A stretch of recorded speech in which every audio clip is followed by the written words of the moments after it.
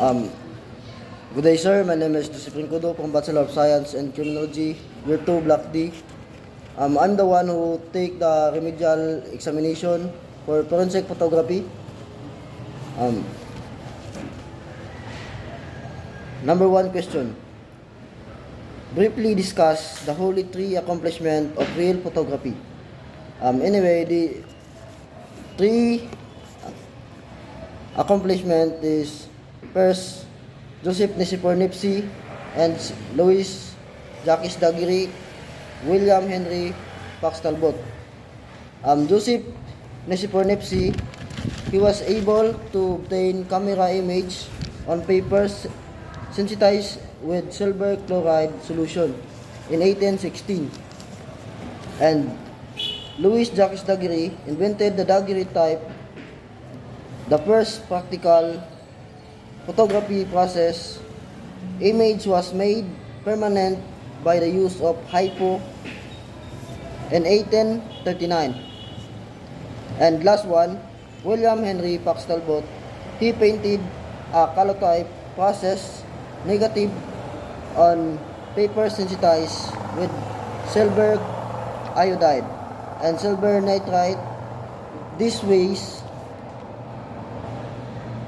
contact on sensitized paper as you tone and revolving power. Daguerre type was better in 1841. Number two question.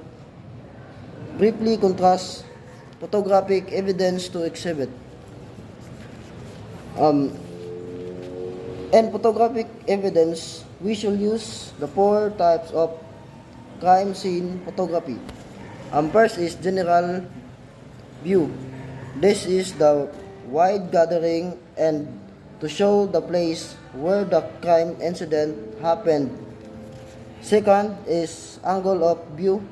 In part of photography, we should capture any angle of the crime scene because that is the part of our duty to show the judge that they shall see that entire part of our crime scene.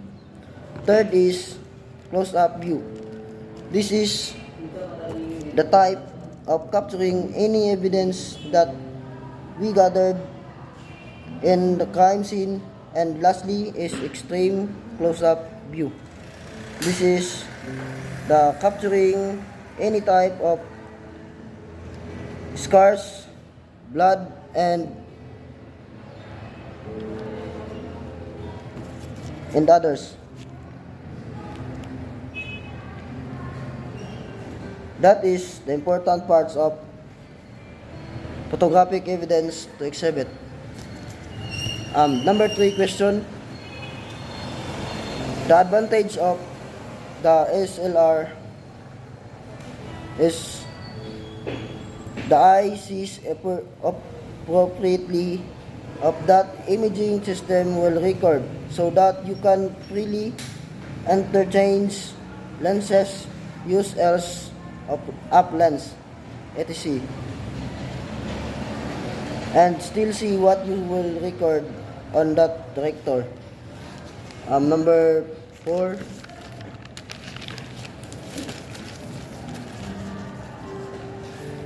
Question.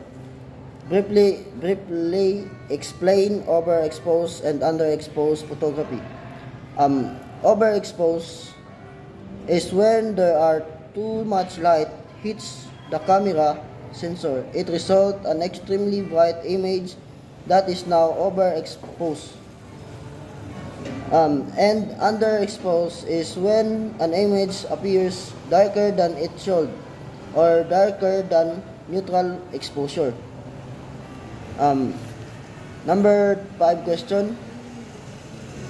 Cite and explain at least 3 about your personal strength and weakness that affects your study. My weakness is failing grades because when I have a failing grades, I feel so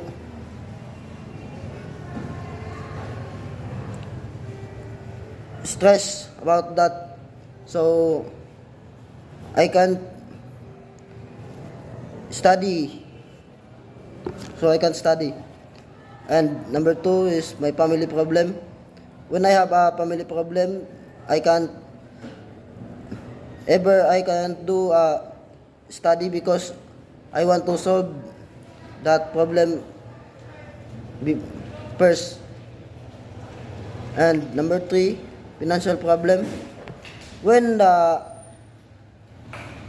exam is coming, there are a financial, we need to pay the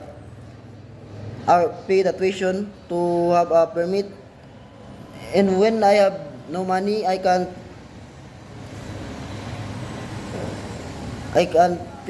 study because I know that when the exam is coming, if you have no permit, you can't exam, or your exam will not record. And my strength, my family dreams for me. Because of them, I will now survive this course. Number two is my friends who's there in time when I need to comfort. And number three, my dreams. My dream is that straight to